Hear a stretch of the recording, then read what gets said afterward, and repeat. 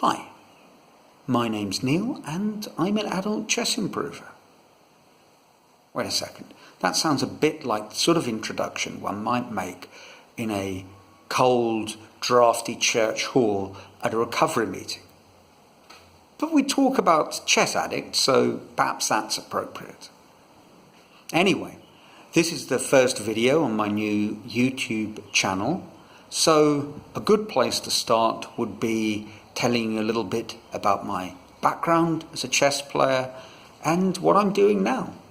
I learned to play when I was 8 and I made pretty solid progress. I guess by the end of school I'd reached around about 2,000 strength. I grew up in Port Elizabeth, South Africa. Opportunities were limited, but I'd made progress. And then in my early 20s I moved from South Africa to England. I carried on with my passion of chess, playing tournaments, reading books. I loved the social activity around the game. It was wonderful. And I guess that would have continued for decades were it not for a slight change in plans.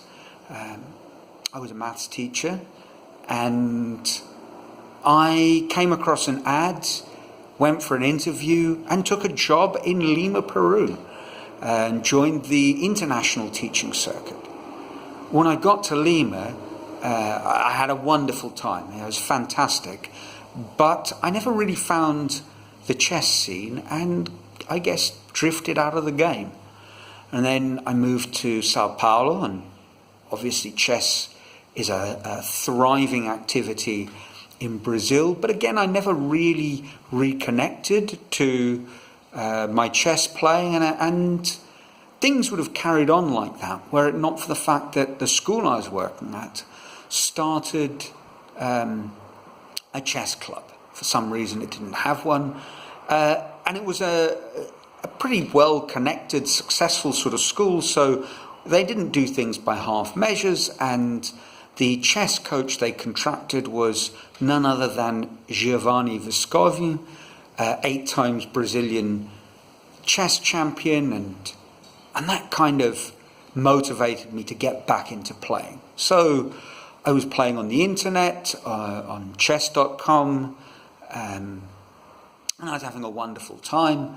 And again, things would have stayed like that were it not for another big change in my life. 7 years ago, I decided to leave teaching. It wasn't the first time I tried to do this, but it was the time that it really worked out. I moved to the northeast of Brazil with my partner. She was going to look after her elderly parents.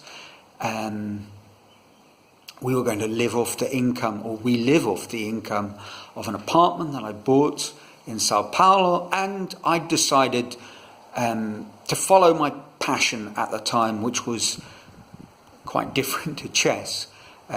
Wire sculpture, metal sculpture. I wanted to see what would happen if I really committed myself to my art full time. And that has been a wonderful adventure. But along the way, as I sort of dive deeper and deeper, not just into doing the art, but looking into how we learn things, how we improve and make progress, and I suppose I started to ask an obvious question. What would happen if I committed myself a little bit more to my chess instead of just playing random blitz sessions and following the game on the internet? What if I actually took it a little bit more seriously? And that question came alive over the last couple of years, because with the COVID lockdown, I started following the tournaments, the live tournaments on the internet. Incredible opportunity. You know, you'd watch Magnus and other top players playing rapid chess, and your commentators were people like Peter Lecco and Judith Polgar, Vladimir Kramnik. And you were kind of invited into their world to start seeing chess through their eyes, real time. And before, that was a very rare opportunity. I remember in London going to watch the Kasparov Short World Championship match, PCA World Championship match, and going along, listening to the Grandmaster commentary, both in the analysis room and on a neat little set of earphones. And that was wonderful, but it was a rare thing, a rare treat. And now it's, you have to discipline yourself as to how much you indulge this source of chess insight, wisdom and entertainment. And at the same time, I came across a burgeoning chess scene, the adult chess improver, people who had returned to the game later in life or had started playing seriously in their 20s or beyond and weren't just enjoying chess as a pastime or a hobby, but were actively trying to get better. So I thought, well, why not me? And that brings me on to, I suppose, a second question, which is, why these videos? Okay, that's a little bit about how I started on a journey of aiming to not just play chess, but to become, in some sense, a better chess player. But why make films? I think there's three obvious answers. There might be others, but three obvious answers are the following. One is, if you've joined a community, it's this idea of blogging, vlogging is a way of having a conversation. It's a way of participating in the ongoing exchange of ideas amongst a group of like-minded people. In my case, adult chess improvers. So this is my contribution to that ongoing conversation. It's a starting point, a place to raise questions, and I hope over time also actually a place to make new friends and share ideas that go a little bit deeper into this process. But it's also a place to, I guess, share what you know. I'm at a certain point in a journey. I make no claims to being, a great chess player, the font of all knowledge and wisdom, but I do want to share my insights and ideas, experiences, because perhaps they will be of use to someone else, of service in some small way.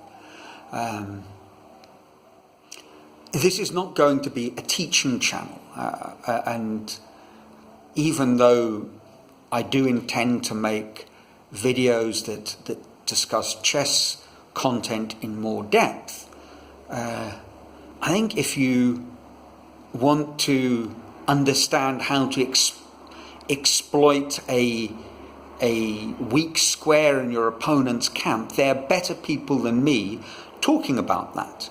I might discuss prophylaxis, but teaching ideas about prophylaxis, well, I can steer you in the direction of Vladimir Kramnik, for example, who is probably a little bit better qualified to teach you than I am, having won the World Chess Championships and being a very good explainer of ideas to boot. So this isn't a teaching channel, but I do intend to share ideas, as I say, from a point of view of a conversation point. A bit like if I go back all those years to when I was actively involved in chess clubs, after a game, chess players would gather around the board. There would be that post-mortem, but the post-mortem would lead into all sorts of different directions, and those would be fruitful starting points for conversations and for learning. And I guess a third reason to make videos like this is it's part of my learning. When I taught maths, I'd often say to the kids in my classes that if they wanted to really deepen their understanding of a mathematical idea, they could try explaining it to their grandmother, the granny test. And if you could explain an idea to your grandmother, then you'd really got to grips with understanding the idea. And it worked. I mean, it's an interesting concept, and I was very satisfied with my sort of framing of that strategy of teaching as a way of learning, and teaching to someone who was at the kind of very much a distant point from where you were. But of course, it wasn't my idea. I hadn't discovered something completely new, and later on I discovered that this was very much the core of the Feynman method. Richard Feynman, the Nobel Prize-winning physicist, he spoke a lot about this, how when you're trying to understand a concept in physics, try explaining it in the simplest possible terms. Imagine you were explaining the idea to a child, and then you'd really get to grips with your own understanding of it. And again, as much as I was, I think, a pretty good maths teacher, I tip my hat to Richard Feynman as a great teacher and obviously a very profound thinker. So I guess these sorts of videos, when one explains ideas, whether it's something of very specifically chess content or something a little bit more esoteric or about the learning process or the psychology or philosophy of what one might do as an adult chess improver, these sorts of videos are a way for me to really test my own understanding. Now, that's probably quite enough for an introductory video. As I will say in all my future videos, I'd love it if you could leave a comment, and if we could start that conversation. But anyway, I hope you enjoyed this. I'm open to all sorts of constructive criticism, so let me know what you thought of the video, and until next time, ciao.